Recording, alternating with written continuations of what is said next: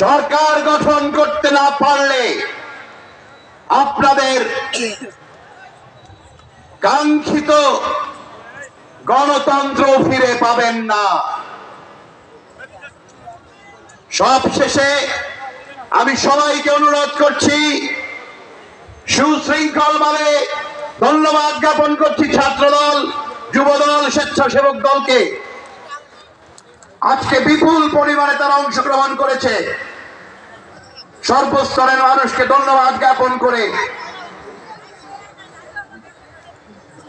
আমি সবাইকে ধন্যবাদ জ্ঞাপন করছি। এখানে আমাদের হিন্দু ফ্রন্টের মহিলারা আছেন, আমাদের মহিলা দলের মহিলারা আছেন, হিন্দু ফ্রন্টের মানুষরা আছেন, সবাইকে ধন্যবাদ জ্ঞাপন করছি অংশগ্রহণ করার জন্য।